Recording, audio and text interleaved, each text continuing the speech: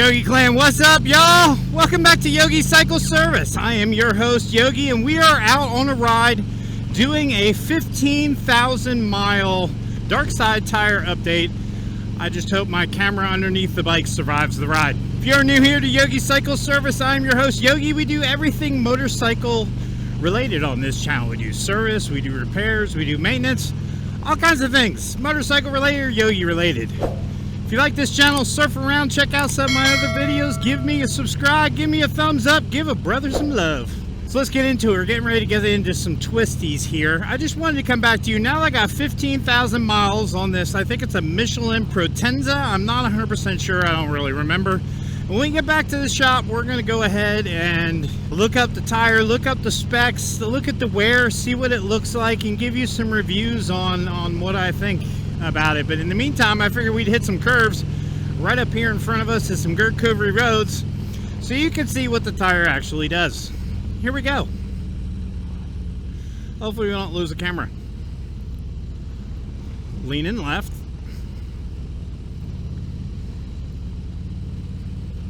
Here comes the big right lean. This is where we might lose the camera. Oh, yep, I hear it dragging. Dang it.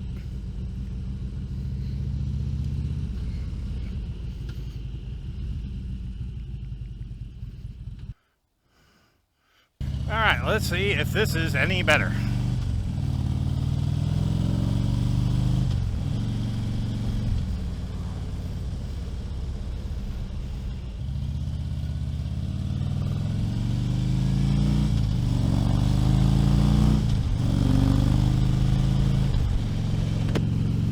Okay, I think hopefully that's better. But things I will notice, things I will tell you I've seen. In the first, it took really about 5,000 miles for this tire to break in. What do I mean by that? I mean by for the sidewall to start flexing a little bit. It was very hard and very stiff the first 5,000 miles. I run it at about between 40 and 41 PSI. This is not a run flat tire, it's just a regular. I think it came off like it's scoped out for an Audi. It has a speed rating, I think, of V, which lets you go up to like, I don't know, around 150 miles, maybe 160, I don't know, somewhere around there. So it's meant to be like a sporty, like an Audi, a sporty car tire.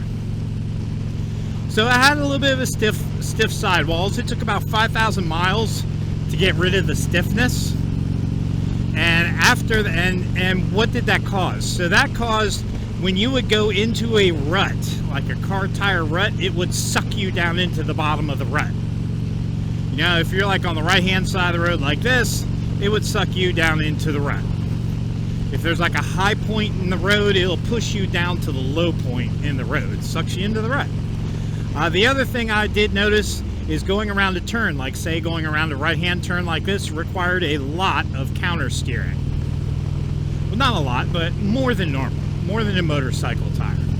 But after that first 5,000 miles, and I was on a trip out to Tennessee when that happened. Actually, it was hurricane rain on that trip to Tennessee, like literally a hurricane. It did awesome in the wet weather. It did, man. It gripped like a madman in the weather. It did great. But by the end of that trip, when I got back home, I noticed, hey, this doesn't require as much counter steering in the turns as what it did before. And I noticed that, like, when you go over groove pavement, it doesn't want to track and follow the groove. You know, some motorcycle tires, you'll track and you'll follow the groove. That doesn't happen. I also noticed, and maybe it's more my comfort with it, but now slow speed turns, doing circles and figure eights and things like that, have gotten much easier. Much easier. Slow speed maneuvers, much easier. But right after I put this video on, I did a video about parking lot drills, and I dropped the bike in one of those slow speed maneuvers because I was just having to make such wide turns that it just wasn't really working well. I'm more afraid of banging up this camera. Ah, dang it. Do a slow speed left-hand turn here.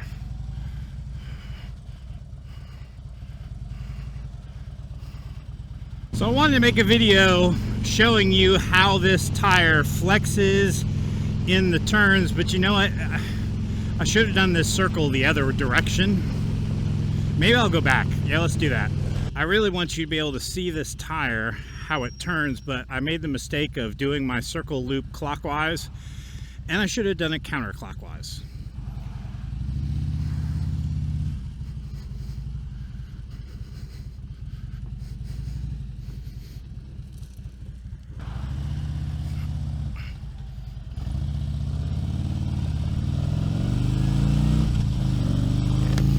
Should have done this loop counterclockwise. It would have been much smarter because I would have been making left turns instead of right turns, and I wouldn't be dragging my camera on the ground. But I don't really have a problem dragging floorboards on this bike. I really don't, even with a car tire. But there are a couple tire specific things that I want you to see now that I have 15,000 miles, like how much tread has been worn down off it. Is it wearing evenly? How far off the edge of the tire do I go? Because it's a square tire, right? So, you know, when you're leaning and scraping floorboards, what does that, where on the tire are you? Questions I'd like to answer in this video.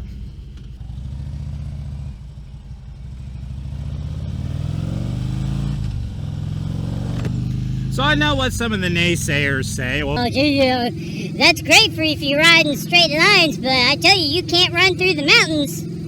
And I will say, bull crap. If you don't believe me, I live in North Carolina, y'all. The Dragon Run is only about 3.5 hours from me. The mountains are only 2 hours from me. I live 2 hours one direction from the beach, 2 hours the other direction in the mountains, right in the center of it. Right in the center of the state. Let me tell you, I'm much more of a mountain person than I am a beach person. I'm in the mountains all the time. And I'm riding the twisties in the mountains all the time. And I have never had a problem riding the twisties in the mountains. My tire has never come off the rim in 15,000 miles. And because everyone likes to say, oh, well, the bead is different and it won't seat on there properly and you run the risk of it coming. Come on now, really? And honestly, at 15,000 miles, compared to other people that I know that have been running Darkside for decades, yeah. And never had a problem. Then there's the all... well, your insurance company won't cover that if you're in an accident. Show me proof of that. I don't really believe that argument. Show me proofs. There are so many aftermarket modifications put on there. I'm not so sure that they're going to say, oh yeah, the motorcycle tire, that was the cause of the accident. I don't really think so. I would like to see like a case of somebody proving that. The mountain myth of you can't ride it in twisties, out the door. And that's the whole reason why I'm turning around right now. Because at the end of my road, there's a really twisty road. Now I'm going to have to go slow in the right-hand turns, but we're going to take it normal speed in the left-hand turns. But I just want you to see real life on, if you're a subscriber here, a bike that you know, a bike that you are familiar with, because you've seen this bike in many of my videos, that you can get it straight from the horse's mouth. I would not advise putting a car tire on for anybody who does not have quite a good bit of experience. If you're a newbie, no, I would not recommend it at all. I would only do it for a seasoned rider and an experienced rider. The other problem you're going to have is trying to find a shop who will put that tire on there for you. So if you're not comfortable taking your own wheel off and changing your own tire, you may have a hard time finding a shop to do it for you.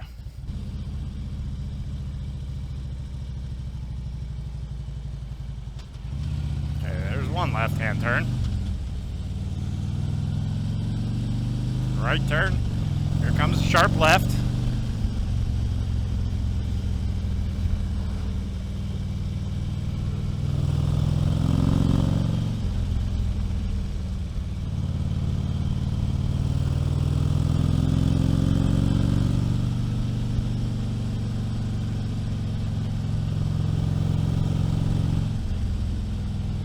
Don't drag the camera. Oh, heck yeah.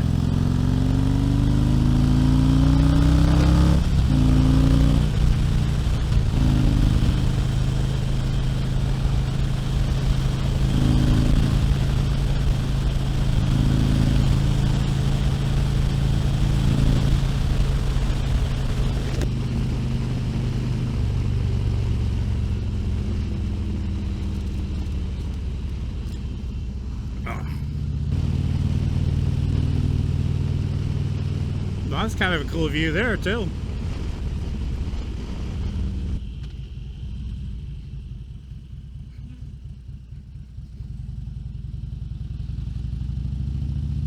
Okay, well, now that I pretty much trashed my camera and the case, I ripped the clip off that holds it in its little case. Oops. Let's look at the rear tire. This poor camera, I trashed it. Dang it. Let's look at the tire, shall we? There is the current condition of the tire after 15,000 miles. Now you can see, well, we're starting to get a little low in the center. I got my grandpa's trusty ruler. There is a wear bar right there, and you can see I'm probably getting close to the wear bar. There is definitely more tread on the exterior out here than there is more towards the center. Looking at it from the center, about 1/8 of an inch there. Over here, we probably got about close to 3/16. I realize you probably should measure this in millimeters here. Looking there, 1, 2, 3, 6, got about 3/16 right there. So 15,000 miles, put another 5,000, I'll probably only get about 20 out of this tire if I were to guess at the rate of speed that we're going. Yeah, 3/16 there. But the important thing I want you to see is right here on the edge of this tire, there is still tread right there, but right there is my edge of my lean, is right there. So I don't come past, I'm always on tread. Now it's right up at the edge. I will say that. It's right up at the edge, but you can see going right down through here is my wear pattern on the edge of where I'm leaning. So this is what it looks like after 15,000 miles of wear. We still have tread, but we are starting to get a little thinner. I will say it's probably 60% gone, so I would say I will be changing tires somewhere 25,000 miles. So them saying you get 30,000 miles out of a tire, maybe if I don't inflate it quite as much, I'll get more, but I'm not really seeing that on here. See those lines? Look at the length of those compared to the length of those.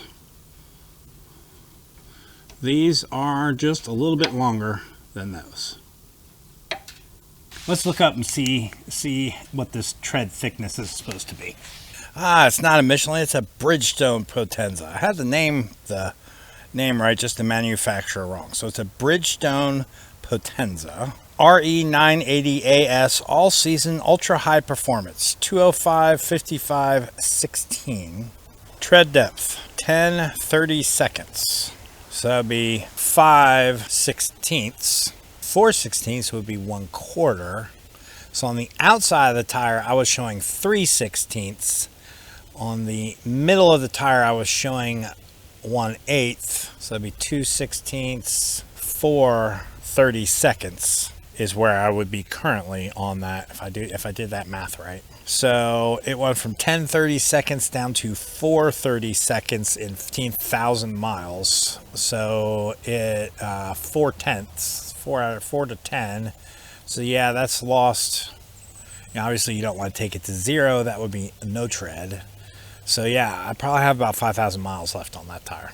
So people say, oh, well, I'm going to buy a motorcycle tire because I can go 30, 40,000 miles. Well, I keep mine, like I said, inflated to 41 PSI. Maybe a little heavy, but that's kind of where I like it. But if it only lasts me 20,000 miles, I was on a Michelin Commander 2, I think it was, and I got 23,000 miles out of that last tire. Now that Michelin Commander 2, last I checked, they're right about $200. How much was this Michelin Bridgestone Potenza? It was 107. See? Same price as a Shinko, which I probably only get 8 or 10,000 miles. So, what's the verdict? Is this a tire that you're going to put on and get 30, 40,000 miles? According to my results, no. Is it a tire that's probably going to take 4,000 or 5,000 miles for it to break in? Yes. Do I kind of like the look of it on this bike? Yes. You have no idea how many traffic lights I pull up to and people go, man, is that a car tire on your bike? And they like want to start a conversation at a traffic light. It's kind of funny. You know, I kind of like it. I like it because it's different. And I like it just because I can do it. And I don't see it causing any adverse reactions. I haven't had any problems with it. It rides great. It runs great. I kind of enjoy it. And it's only $107 for a tire compared to $200, which is ridiculous for a tire. And I'm going to get about the same mileage out of it as I would the Michelin Commander 2. So I'll probably just stick with this tire, but I just wanted to give you a 15,000 mile update. I'll update you again when it's time to change tires, because that's probably going to be coming up in the next few months. So we'll check back. I might have to, you know, Daytona's in March. Will I have 5,000 miles on this bike now that it's almost Christmas before Daytona? I don't know. Will I have to change it before Daytona, or will I change it right after Daytona? I don't know. But for $107, I really don't care. It's not that bad, you know? So there you go, Yogi Clan. There's your update on the 15,000 mile Darkside tire update. Hope you enjoyed this video. Hope you enjoyed the ride along. I need to go buy a new GoPro case now. I'll catch you later. Peace.